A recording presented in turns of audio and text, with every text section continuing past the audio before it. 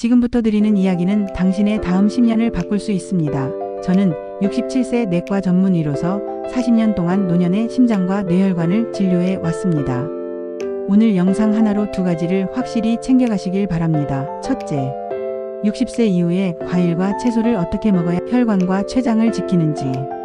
둘째, 집에서 매일 30초면 할 수 있는 리듬 체크와 2주 실행표입니다. 특히 마지막에 바로 따라 할 수 있는 식사 타이밍 체크리스트와 하루 루틴을 드릴 테니 끝까지 보셔야 핵심을 가져가실 수 있습니다. 어제까지 몸에 좋다 믿고 매일 먹던 과일이 오늘 아침 당신의 혈압과 혈당을 튀게 만들고 췌장을 지치게 했을 수도 있습니다.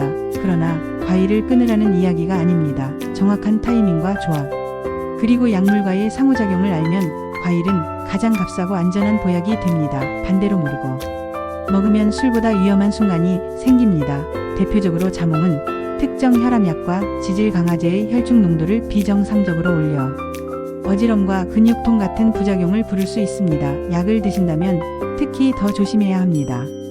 많은 분들이 가장 헷갈려하는 과일 3가지부터 정리하겠습니다. 첫째, 바나나입니다. 바나나는 젊을 때 훌륭한 간식이지만 60세 이후 특히 만성 콩팥병이 있거나 칼륨 배출을 방해하는 약을 복용하는 분들에겐 과잉 칼륨이 심장 리듬을 어지럽히는 위험 요인이 될 수 있습니다.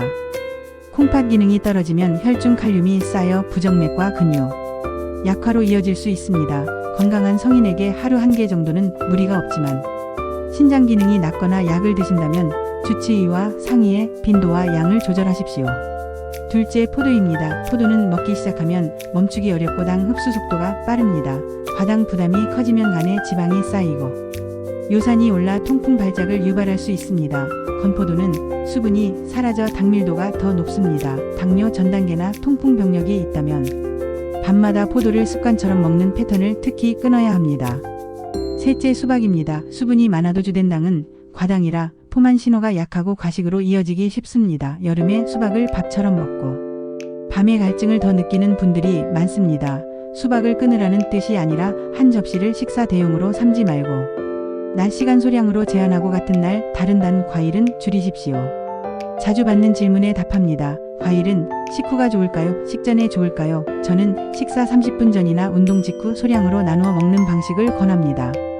식전 소량은 과식을 막고 식이섬유 흡수를 돕습니다. 다만 인슐린을 쓰거나 저혈당 위험이 있는 분은 빈속 대량을 피하십시오. 주스 대신 통째로 씹어 드시고 하루 총량은 200에서 300g을 3번으로 나누면 혈당과 위장의 부담을 줄일 수 있습니다. 채소와 약물의 균형도 중요합니다. 와파린을 복용하시는 분이 비타민 K가 많은 잎채소를 아예 끊을 필요는 없습니다. 중요한 것은 일정함입니다. 시금치, 브로콜리, K를 어떤 주엔 많이 어떤 주엔 전혀 먹지 않으면 혈액 응고 수치가 출렁입니다. 본인의 평균 섭취량을 정하고 변화가 생기면 담당의에게 알리십시오. 소금과 물은 기본 중에 기본입니다. 하루 나트륨 2000mg 이하 즉 소금 5g 미만으로 줄이십시오. 국물은 남기고 장류는 저염으로 바꾸고 가공식품 라벨을 볼 때 나트륨부터 확인하는 습관을 들이십시오. 미각은 2주면 적응합니다. 낮 동안 수분을 자주 보충하고 잠들기 직전 과음과 과다 수분은 피하십시오. 밤사이 혈압 변동과 야간류를 줄이는 데 도움이 됩니다. 이제 보약 과일을 똑똑하게 고르는 법입니다. 첫째, 베리류. 특히 블루베리입니다. 자주색 성분이 혈관과 뇌 건강에 유익합니다. 냉동과 생과의 차이는 크지 않으니 하루 한 줌을 요거트와 함께 드십시오. 둘째, 사과와 배 같은 껍질째 먹는 과일입니다. 펙틴 같은 수용성 식이섬유가 콜레스테롤 흡수를 억제하고 혈당 상승을 완만하게 만듭니다. 셋째, 아보카도입니다. 당이 거의 없고 단일불 포화지방이 풍부해 포만감을 오래 유지시킵니다. 신장 질환으로 칼륨을 제한해야 하는 분은 양을 조절하십시오. 약과 과일의 상호작용은 반드시 확인해야 합니다. 자몽은 특정 약물의 농도를 올릴 수 있어 라벨에 자몽주의가 적힌 약을 드신다면 자몽과 자몽 주스를 피하십시오. 자몽을 꼭 드시고 싶다면 충돌하지 않는 약으로 바꿀 수 있는지 먼저 상의하는 것이 순서입니다. 식단의 큰 그림도 바꿔야 합니다. 채소, 과일, 통곡물, 콩, 견과 올리브유와 생선을 중심으로 한 지중해식 패턴을 기본으로 하십시오. 일주일에 생선을 2-3번 드시되 튀김 대신 구이나 조림을 고르고 올리브유로 만든 채소 요리를 곁들이십시오. 과일을 더하는 고민보다 가공식품을 빼는 고민을 먼저 하십시오. 설탕 음료를 끊고 소금을 줄이는 것만으로도 2주 안에 체중과 허리둘레가 반응합니다. 집에서 바로 실천하는 30초 루틴을 드립니다. 아침과 저녁 같은 시간대에 손목의 맥을 15초씩 양쪽에서 짚어 규칙적인지 확인합니다. 불규칙이 반복되면 병원에서 심전도를 확인하십시오. 가정혈압은 아침 기상 후 앉아서 5분 쉬고 2번 재어 평균을 적습니다. 저녁에도 같은 방식으로 이틀 이상 기록하면 주치의가 한눈에 해석할 수 있습니다. 환절기와 무더위에는 낮 동안 수분 보충과 체온 조절을 더 철저히 하십시오. 지금부터 2주 실행표를 제안합니다. 첫째, 소금 다이어트 14일 국찌개 라면 즉석식품에 국물과 소스를 절반 이상 남기고 저염 장르로 바꿉니다.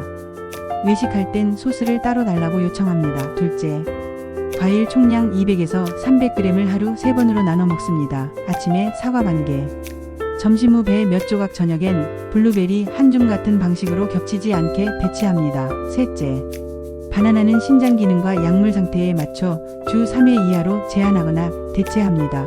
포도와 수박은 낮 시간 소량으로 조절합니다. 넷째, 자몽은 약물 라벨에서 주의 표시가 있으면 제외하고 대체 과일을 고릅니다.